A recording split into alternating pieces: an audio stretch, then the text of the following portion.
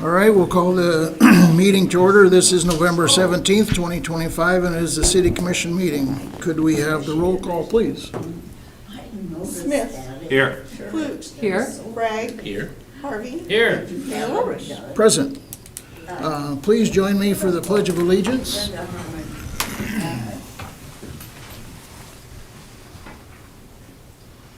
I pledge allegiance to the flag of the United States of America and to the republic for which it stands, one nation, under God, indivisible, with liberty and justice for all.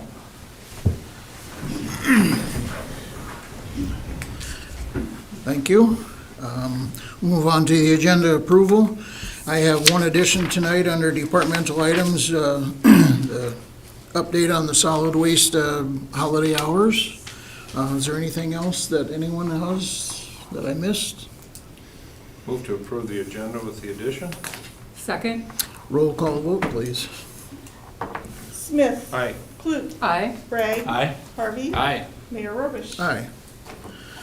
Moving on to public forum. Public forum is limited to a maximum of 3 minutes per person. Please state your name and address for the record.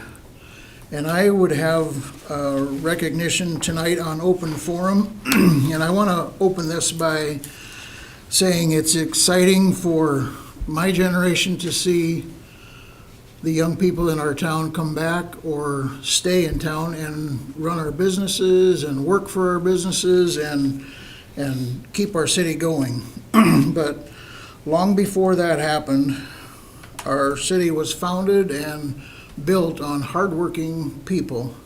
And tonight we have a very special guest in our audience that happens to be one of those hardworking people from that generation. And her name is Opal Hauk, and some of you probably know her better than I because I don't know her. But Opal is going to turn 100 years old next Sunday, November 23rd. She worked for the city for 28 years, she said. And so not only did she work for the city, but she was a part of this community for that and years past that. So we want to thank her very much for her hard work, for her dedication, for her testimony of what this community stands for. So I'm going to have her come forward, and I'm going to present her with this recognition, and we'll get a picture of her maybe.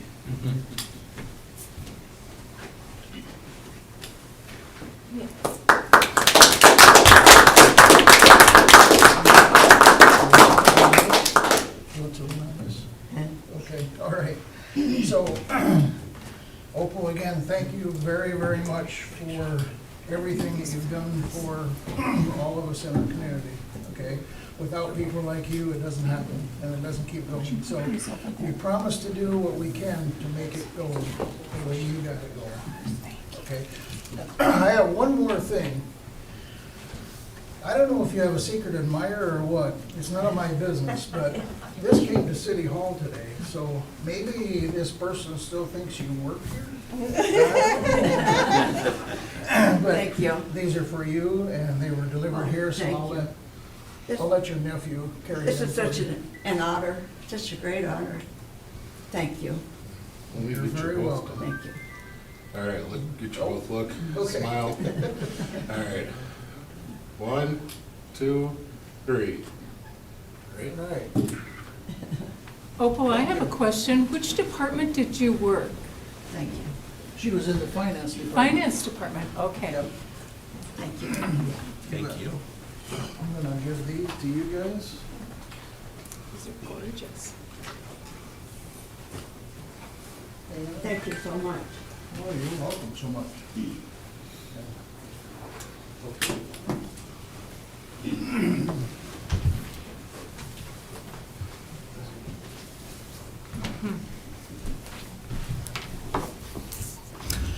All right. I believe our Parks and Recreation Department department head has a public announcement also. Thank you, Mayor, Commissioners. So this is just a reminder that Wednesday night at 5:30, that's November 19th, we have our informational meeting at the campus center upstairs in the Blackburn room at 5:30. welcome everybody to come and attend that. It's going to be to reveal our concepts that the SDSU Landscape Architecture Program have put together for Gibbs Park and Stony Run Park. So pretty exciting. They've worked really hard on it, and we want to give them the attention that they would like to have to work through the final stages of their design problem. So it'll be fun. So I welcome everybody to attend, and thank you. And we're excited for community feedback. on That is project. correct. Yes, yes, for sure. We thought maybe you could. Okay, thank you. Thanks, Thank you, Chad. Judd. And it was okay with me. Anyone else here for public forum? Thank you. Okay. Seeing none, we'll move on to consent agenda. The matters appearing on the consent agenda are expected to be non-controversial and will be acted upon by the commission at one time without discussion unless a member of the commission requests an opportunity to address any given item. Items removed from the consent agenda will be discussed at the beginning of the formal items. And our consent agenda consists of 4.1 minutes of November 10th, 2025. 4.2 personnel items. Number 1, approve the employment of Jessica Sopka for the full-time adult programming and library technician position effective November 17th, 2025. Number 2, accept the voluntary resignation of Frank Dahl as a volunteer firefighter. And number 3, accept the resignation of John Tapkin as volunteer firefighter. 4.3 is fuel quotes for city departments, and 4.4 is payment of the bills. Motion to approve the consent agenda as presented. Second. Roll call vote, please. Smith. Aye. Clute. Aye. Bragg. Aye. Harvey. Aye. Mayor Robish. Aye. Moving on to bid quote items, we have 5 tonight that I would turn this over to our city engineer, Mr. Brett Runge, and looks to me like he picked a good night to be here because they're all decreases. So 5.1, Brett? All right. Yeah, I only show up for the good ones. Yeah.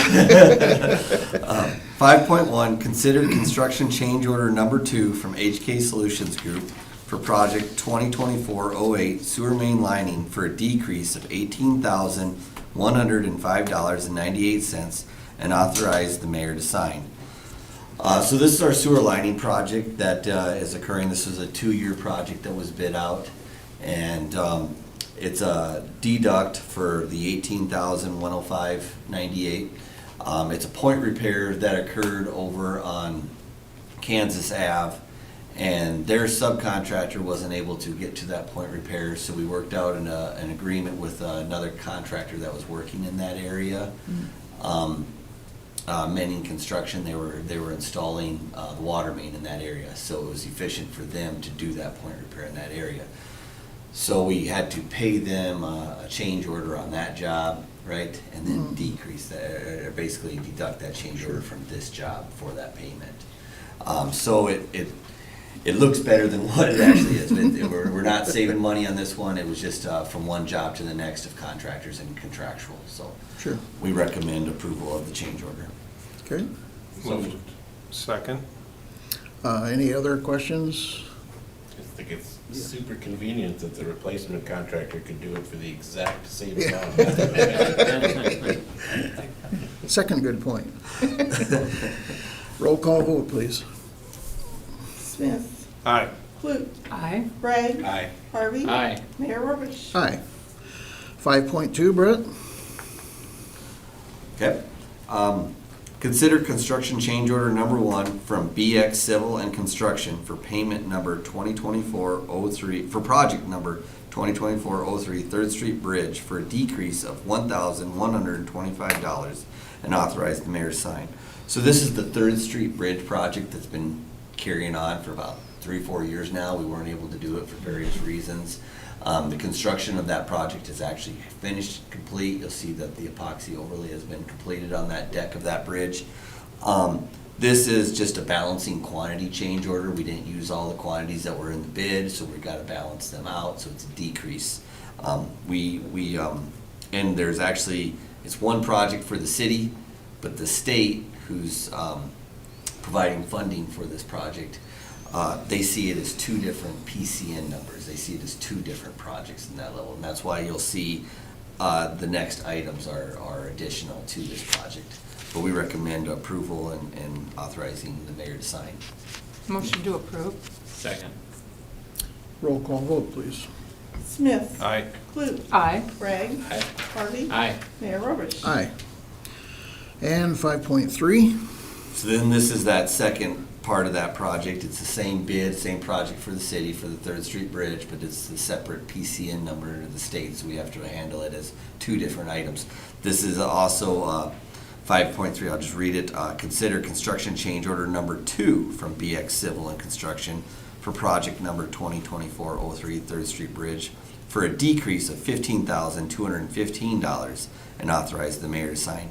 Again, we're finalizing out this project. It's finished, and this is just balancing quantities that were unused on the project. It's a deduct on the project. We recommend approval and authorize the mayor to sign. Motion to approve. Second. roll call vote, please. Smith. Aye. Clute. Aye. Bragg. Aye. Harvey. Aye. Mayor Robish. Aye. And 5.4 on the bridge. All right, so this is the final pay request. Those were the balancing change orders, so now is the final pay request on that. So 5.4, consider contractor's application for payment from BX Civil Construction for project 2024-03 3rd Street Bridge in the amount of $33,363.98 for South Dakota DOT PCN number 07TB, and payment of $10,373.70 for South Dakota DOT PCN number 08ER, and authorize the city engineer, Brett Runge, to sign in this case since it's a pay request. So this is the final payment closing out the project. We recommend approval. Okay. Move to approve. Second. Any questions for 3rd Street Bridge? Otherwise, we're just gonna go back and forth over the bridge. Roll call vote, please. Smith. Aye. Clute. Aye. Bragg. Aye. Harvey. Aye. Mayor Robish. Aye. And 5.5, Brett. All right, thank you, Mayor. 5.5, consider water and wastewater rate study update amendment, number 1 from Banner Associates, and authorize the mayor to sign. So this is an amendment to the design contract or the consultant agreement that we have with Banner Associates. They're doing the rate study update for the city, which will be presented next week at Monday's commission meeting. But what this amendment for is it's for the amount of $2,525, and it's additional fees for them to update the tables and graphs on the flyers that we use for the rate study. So the rate study itself is a 160-some page booklet that's challenging to read. And if we have questions on the rate study, they simplified it in some, like 4 pages of flyers here. And they have tables and graphs on them that show where we are as a city with other communities. It also kind of shows where the city's costs are for either the water or the wastewater side of things. So it's very informative, but it's kind of brought down to where it's more understandable and more manageable. They're very beneficial. We used them as part of the last rate study, but they need to be updated with new graphs and new tables, and there's some fee to do that, and the new recommendations of that rate study. So we recommend approval of that amendment. Okay. Motion to approve the amendment. Second. Any questions on that? I have a question. When was the last rate study done? We do the rate, 2020? yep, we do rate studies every 5 years, and so the last rate study was done in 2020. Thank you, thank you. Can you hear what they're discussing? Any other questions? Roll call vote, please. Smith. Aye. Clute. Aye. Bragg. Aye. Harvey. Aye. Mayor Robish. Aye. Thank you, Brett, for those refreshers. Moving on to departmental items, I've asked Commissioner Sean Harvey tonight to update us on his departments. He is a public safety commissioner, and he'll tell us what that all involves. Yeah, so tonight I've got reports from 4 different departments, code enforcement, planning, police, and fire. And we're just kind of going to go through a bullet point list here, and if anybody has any questions, feel free to stop me and ask me. Code enforcement, year-to-date, they've issued approximately 350 citations, or they've posted 350 properties for nuisance junk, garbage, trees, overgrown vegetation, and unlicensed vehicles. Right now, he's focusing more on trees and the junk in the yard, trying to get some of that resolved prior to snowfall and freeze. And then rental property inspections will be starting soon, and that takes approximately 3 to 5 months to complete. So there's a lot of, he's doing a lot of posting and trying to get the community cleaned up, it's just a process. Planning department right now is working on TIF number 8 for Comfort Inn and Suites. There's a lot of meetings with attorneys and back and forth on this. And then we go through the processes of approving the TIF, and it goes through the planning commission, and then ultimately it gets approved through a resolution by the city commission, and then doesn't actually take effect until 20-day referral period is over. So there's a lot that goes into a TIF, and that's what planning is working on right now, as well as they're starting to work on the annexation of Gibbs Park, annexing that into the city limits.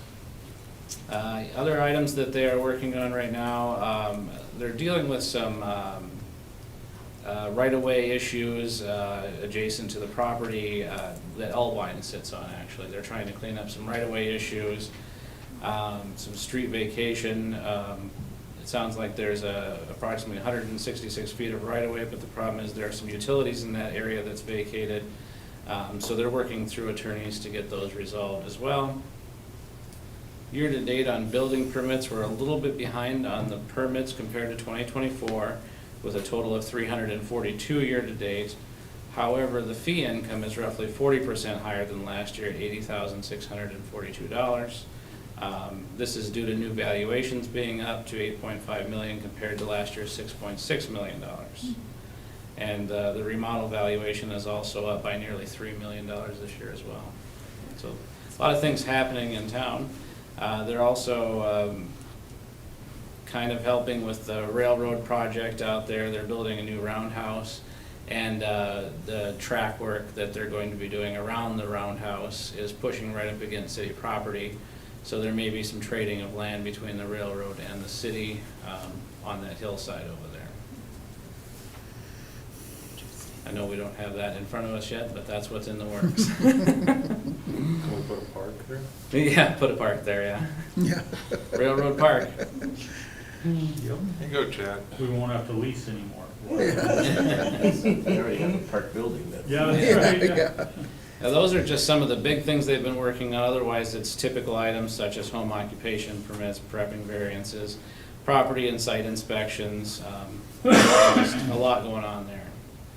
Police department, they provide 24-hour law enforcement services to the community. The dispatch center handles all routine business and emergency calls for the city and all of Beadle County, as well as 911 services for Hand, Gerald, and Kingsbury counties. Right now, we have 25 full-time officers with 2 vacant positions. So if you're 21 or older, get your name in the hat. We're looking.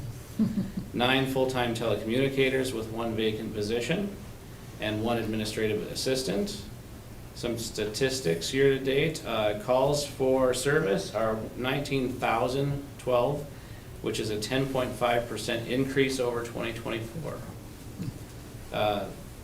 Calls for service that's by dispatch by the Huron Police Department is 10,392, which is a 13% increase, and then incident reports are 2,340, which is a 14% increase over last year.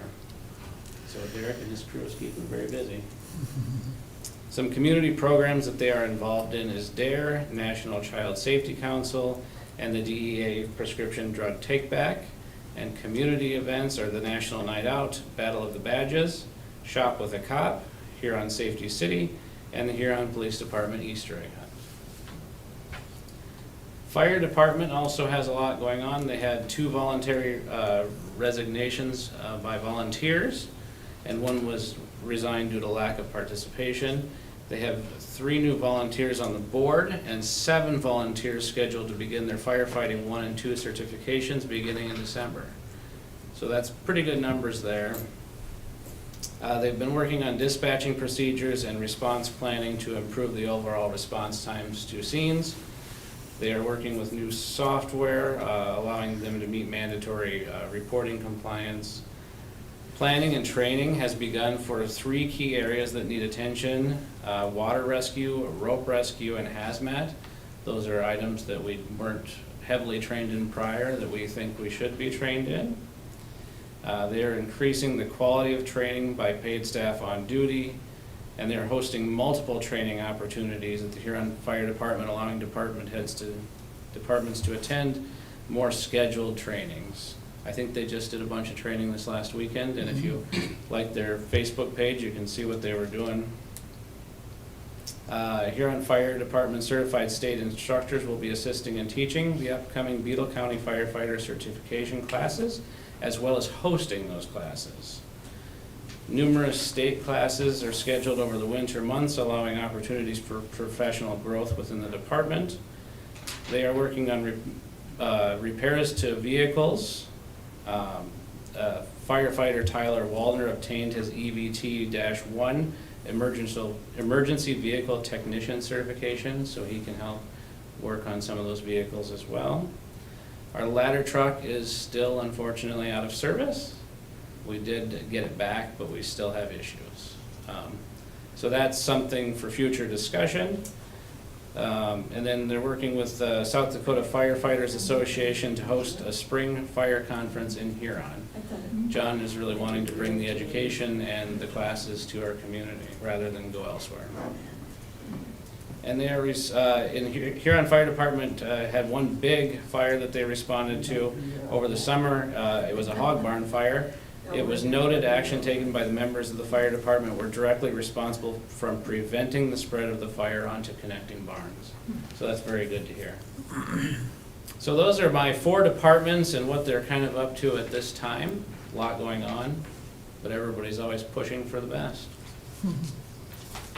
Any questions? I just want to give a shout out to the fire department for straightening up the Welcome to Huron Service Club sign on the north side of town last week. They met and straightened those out and took down the ones that are no longer in existence, and it looks really nice. So thanks, that was on a nice day. Yeah, it was And there's no beautiful last fire. week, They yes. they cleaned that up, and I really appreciate that. Yeah. Okay. Thank you, Commissioner Harvey, for bringing that. And we're going to have an update from our other 2 commissioners here shortly, but we heard from Commissioner Smith here a couple weeks ago, and so we're going to trying to give updates on what's going on and who's taking care of what, and so thank you very much. We have one more, the holiday collection solid waste hours, and I would ask Commissioner Klug to enlighten us on that. Okay, we share these reminders oftentimes because we want to make sure people are well aware of what's going on over the holidays with their solid waste pickup. November 17th through the 21st is the final week for grass collection. That's this week. Green cans will be emptied on regular trash day.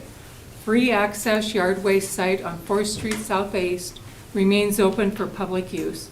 The solid waste department will be closed on Thursday through Saturday, November 27th through the 29th, in observance of Thanksgiving. Thursday and Friday garbage and recycling collection routes will be done on Wednesday, November 26th. Remember to have your containers out the night before, as trucks will not be rerouted. Thank you. All right, thank you for that reminder.